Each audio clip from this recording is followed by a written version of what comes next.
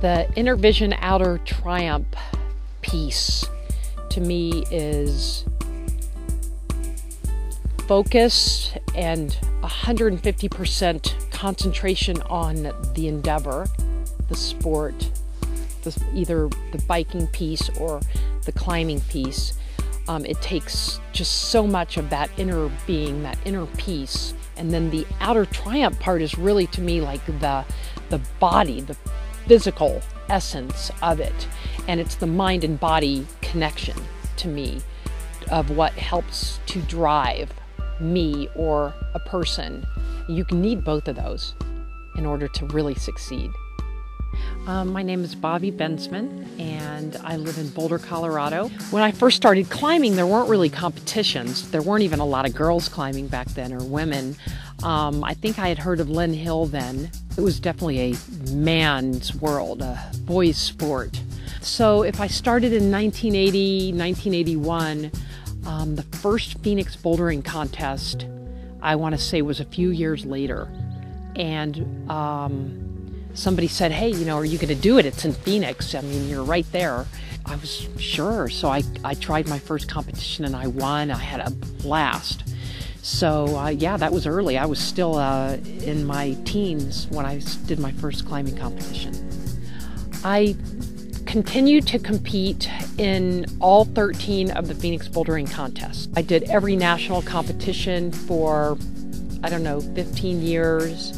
World Cups, bouldering competitions, the X Games, and I won more national competitions than probably any other female even to this day. I think what drove me so hard in the very beginning was the love of it, the focus, the intensity it took, and just wanting to get to the top of every single climb that I tried. I was in my mid to late 30s when I first started the mountain bike racing. And coming from a climbing background for so many years, I didn't have, any experience really riding my bike, but we watched a documentary on the Western States 100. When the film ended, I said to myself, I'm going to do a 100-mile mountain bike race this year. So I pretty much put climbing on the back burner, and I trained for the Vail 100. And I did it. I was the last ass over the pass. I mean, it took me 13 hours. My family was waiting for me. It was dark. It was just the most intense experience that I'd really ever had. And so from that time on, for the next 6 years post that experience, I did several, probably 15 or 20 ultra endurance mountain bike races. And I just had realized that after 28 years of just climbing, it was kind of nice to actually do a different sport. When I'm on a bicycle, the first thing that comes to mind is just this feeling of freedom. Because when I'm on a bicycle, a lot of times I'm on off-road, on trails. There's just the sound of birds, and you can see butterflies and little rabbits and even mountain lions. And it's just this beautiful feeling of being out there, in an adventure. So if I were to choose now between mountain bike racing and climbing, I'm gonna go back to climbing.